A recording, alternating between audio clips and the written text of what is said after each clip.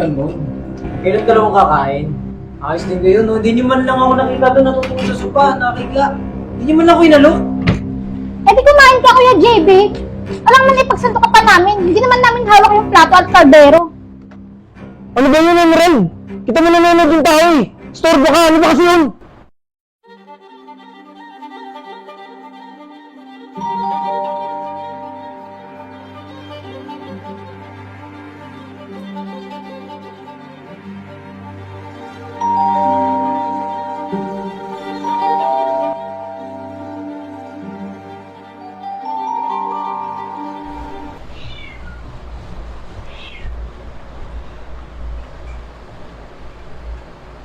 Oh, Ate Emerald, andiyan ka na pala?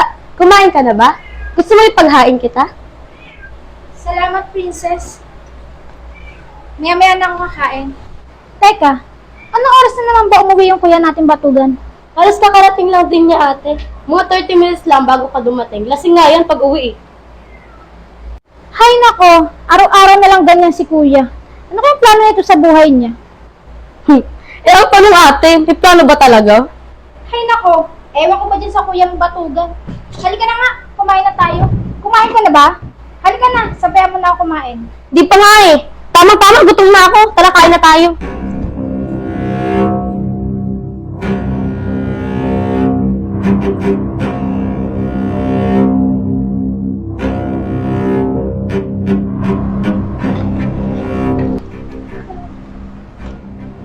So, ganun. Kailan ka lang kakain? Ayos din kayo, no? Hindi nyo man lang ako nakita doon natutulog sa sopa, nakiga. Hindi nyo man lang ako inalok. Tandaan nyo, ha? Lapit na ako makapasok doon sa pinaplayan kong trabaho. At kapag nakapagsimula na ako doon, puyo kayo sa akin. Eh di kumain ka, Kuya JB. Alam mo na ipagsanto ka pa namin. Hindi naman namin hawak yung plato at kaldero. Tsaka isa pa, bukas-bukasan mo nga yung pagiging Batugan mo. Di na, wag na. Nakakaya naman sa inyo, baka sumakit pa yung tiyan ko sa kakainin ko. Diyan na nga kayo. Hayaan mo na siya, ate Emerald. Ganun talaga si Kuya JB. Kuya JB. Hey, Kuya. Ano ba yun, Emerald? Kita mo nanonood yung tao eh. Storbo ka, ano ba kasi yun? Hindi mo kasi ako naririnig. Itatanong ko lang naman kung saan mo nilagay yung charger ko. Sabi kasi ni Princess, ikaw daw huling gumamit nun. Nakita ka raw niya kagabi bago ako matulog.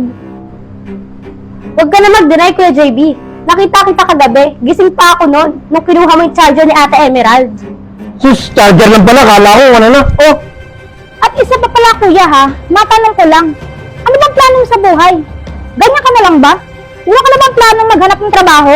ayun, lumabas din ang totoo. Kaya ganyan kayo sa akin. Dahil alam niyo wala akong trabaho. Ganun ba? Huwag kayo mag-alala. Kapag tinawagan ako ng inaplayan ko, sa'yo ng sweldo ko susupalpal ko sa'yo.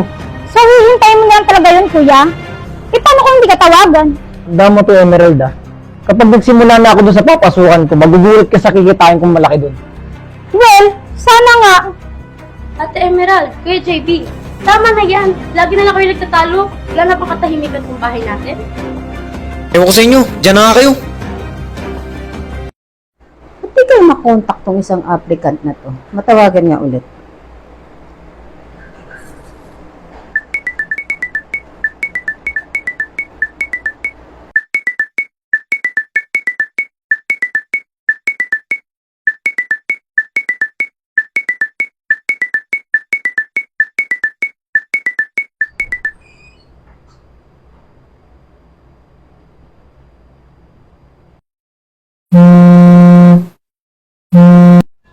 Hello? Sino po sila?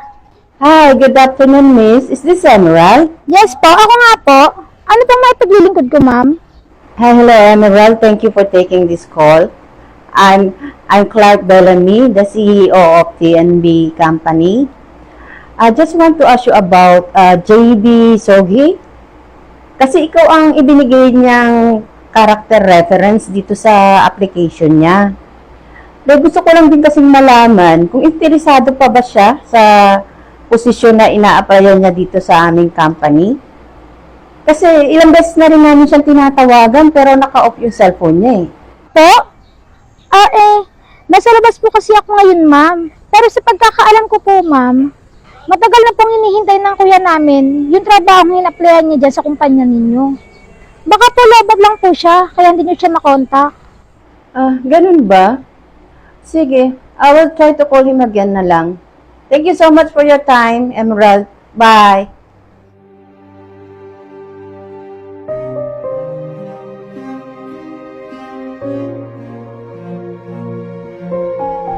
Mabuti naman dumating ka na, Kuya JB. Ano ba nangyari sa cellphone note naka-off daw? Tumawag sa akin yung CEO ng TNB company dahil hindi ka raw makontak. Yan mo nga sila. Tawag ng tawag, kulit-kulit. Ano mo, kanina natutulog ako. Panay ang tawag, tapos isa pa. Sigurado naman na makakapasok ako dun sa trabaho na yun. Bukas kapag sinipag ako, pupuntahan ko yun. Sigurado naman ako pasok na ako dyan sa posisyon na yun. Pero sa ngayon, matutulog muna ako, lakas ang over ko.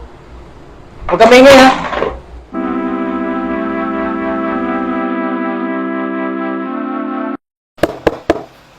Pasok, bukas yan. Lumang, good morning. Ako nga po pala si JB Sugi, nag-apply sa inyo ng assistant manager. Baka naman, pasok na ako dyan. Kailan mo akong sisimula? Ikaw pala yung aming applicant na ilang ulit na naming tinatawagan at hindi sumasagot. Tamang-tama. May maganda akong balita sa'yo. Umupo ka muna. I'm so sorry, JB. Dahil sa paulit-ulit ka na namin tinatawagan, hindi mo sinasagot ang aming mga tawag. Napagdesisyon na ng aming kumpanya na ibigay na ang posisyon na iyong ina-applyan sa iba.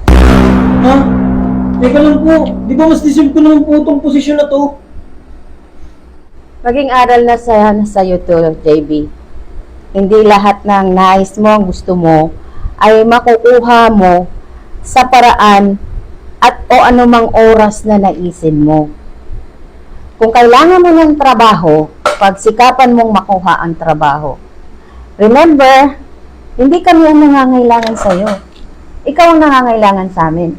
At hindi papayagan ng kumpanyang ito na makuha ang isang taong irresponsableng katulad mo. You may go now. Marami pa akong dapat asikasuhin na trabaho. Goodbye, JB. Have a nice day.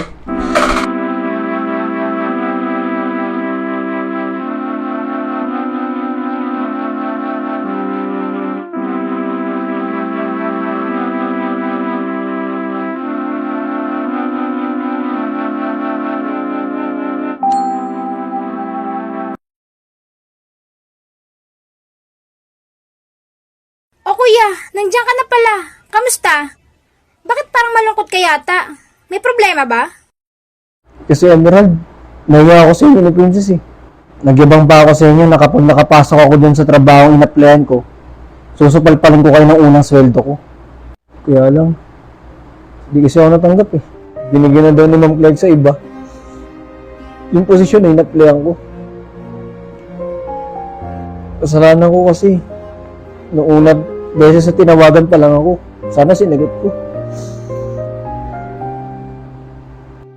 Huwag mong alalahanin yun, kuya. Isipin mo na lang na mas may magandang trabaho na nakalaan para sa'yo. Ang dapat mong gawin ngayon ay mag-move on at subok ulit. Ganun lang. Kuya, ano ka ba naman? Naiintindihan ka naman namin eh.